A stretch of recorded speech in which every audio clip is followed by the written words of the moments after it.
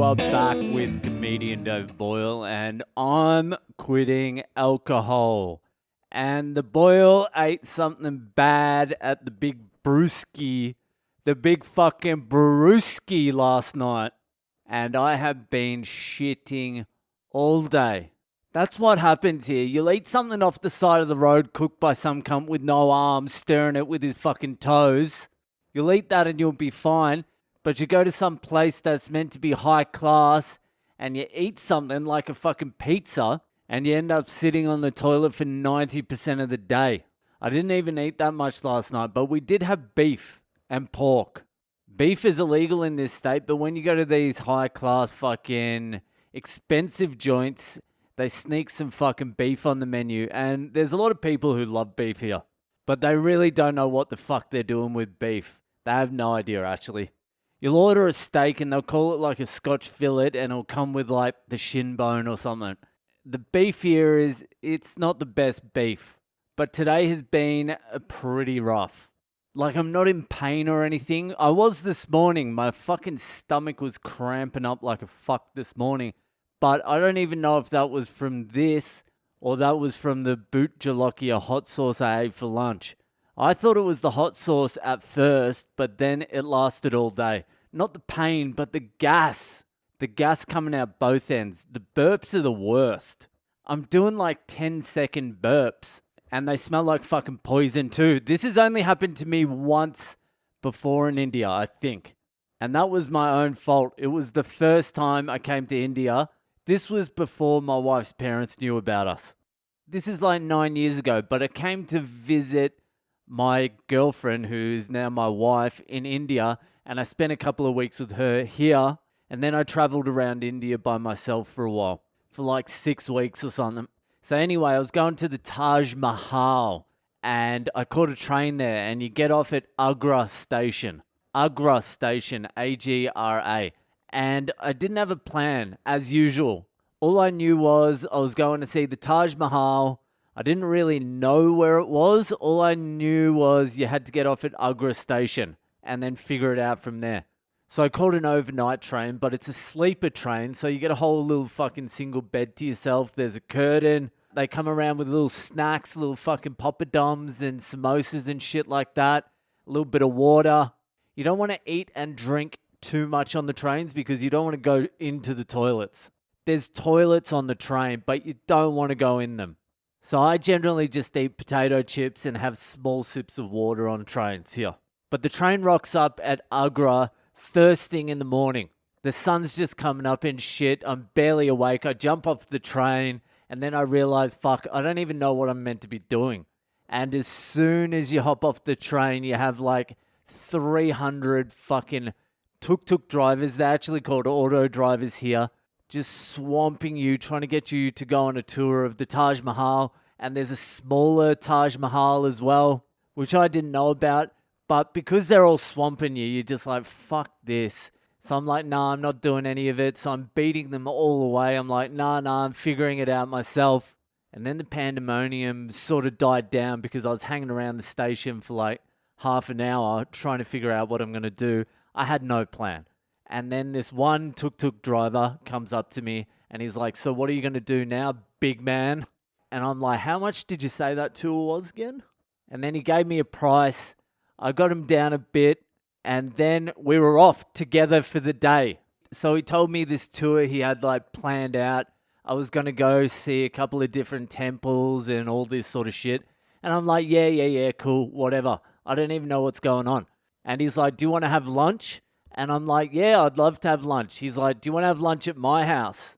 And I'm like, fuck yeah, I'll have lunch at your house. That sounds sick. So he drives us to one of those chicken places.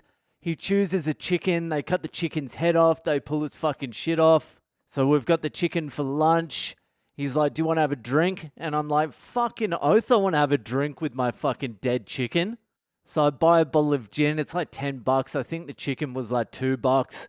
And I'm like, this is going to be a great fucking day. So he takes me to a few different places around Agra, around the Taj Mahal. I don't really give a shit about them. I'm like, let's just go to the Taj Mahal. So he takes me to the Taj Mahal. I buy a couple of beers before I go into the Taj Mahal just to get a little bit of a buzz going so I can actually enjoy the Taj Mahal. He drops me off. He's like, you go in, check out the Taj Mahal, spend as long as you want to spend in there. Spend hours in there. It's a beautiful place. It's fucking blah, blah, blah. He said, give me a call when you come out. I had a fucking Indian phone, so I took his number. I went into the Taj Mahal and it's whatever. It's nice. It's beautiful. Honestly, I could have been in and out of there in 10 minutes easily, but I forced myself to stay about like an hour and 15 minutes. I didn't need that long in the Taj Mahal. I spent long enough in there to feel like I gave it what it deserved, even though my heart said leave after 10 minutes. So I go out, I call this fucking Tuk Tuk driver. He comes and grabs me again. He's on foot this time. I'm like, oh, where's the Tuk Tuk? He's like, don't worry. My house is just around the corner. So we walk a couple of 100 meters. This is just from the Taj Mahal. A couple of 100 meters from the Taj Mahal, there's like a little slum area. And I'm like, why is he taking me here? Why is he taking me into the slum area? And I'm a fucking idiot, so nothing's clicked. So we're walking through this slum, and I'm like, it's very strange why he's taking me into this fucking slum area. And I'm talking it's proper fucking slum. And we walk through this door, and we walk into this room, and it's like a square. It's a tiny little square, and there's nothing in there. That was the whole house, this tiny little fucking square. And I finally clicked. I'm like, oh yeah, he doesn't have a fucking house. He's a tuk-tuk fucking driver. They are poor as fuck. In my mind, we were going to like a fucking 4-bedroom house. It was going to be fucking beautiful. I was going to have a swim in his pool. I forgot how poor tuk-tuk drivers were. So we're in there. His wife was in there, a couple of his kids. They're all living in this room. So he kicks them out. The missus was cooking away somewhere. And me and him sit in the middle of this room. There's a makeshift table and 2 makeshift chairs in the middle of the room. And he pulls out the bottle of gin, and he starts pouring them. And he starts pouring himself like giant fucking glasses of gin. And then he pours mine, and mine are like a quarter of the size of his. But anyway, we start smashing this bottle. I start getting into it. I'm getting a little bit fucking tipsy. He's getting drunk. We're basically just staring at each other though. We're having a little chit chat, but we're really just getting drunk. And then the bottle's coming towards the end, and he's like, do you want to have dinner? And I'm like, yeah, fucking bring the dinner out. I'm starving. I can't wait to eat. And so he walks out to fucking sort out his missus with the food. And I'm sitting in there by myself, and I'm like, I wonder where the kitchen is. Because there doesn't seem to be any place for running water here. Is there taps here? I don't think there's taps. Where would they be getting the water? Where's the water coming from? And I'm thinking this, and he comes back in, and the missus comes back in with a big fucking pot full of chicken curry, and it smells delicious. And it's a nice, juicy, liquidy chicken curry. And I'm like, where the fuck did they get the water for that curry? There's no taps here. The only water I saw on the walk in here was like the sewage water running in the gutter. Where the fuck are they getting the water? But I was drunk and I was too far into it and I didn't want to be impolite. So I was like, oh well, I'm eating this curry no matter what. I know this is going to make me sick. But what can you fucking do? So I smashed that curry. I smashed it. It was probably one of the best fucking curries I've ever eaten in my entire life.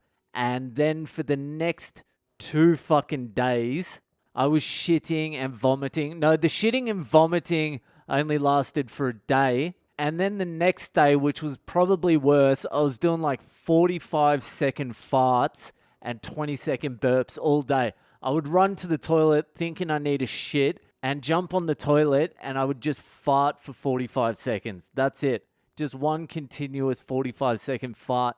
I was just full of gas. It was a little bit rough, but that was my own stupidity. I feel like I have the same thing at the moment, except not as bad as that one, obviously, but it's the same thing. That long fucking burping and those long farts and the shitting. I haven't vomited. But I can tell you right now, I won't be going back to the big fucking brewski. Anyway, that is it for tonight. I can't remember if I've told that story before. Who gives a fuck if I have anyway? Alright, that'll be it. And I'll see you the fuck later.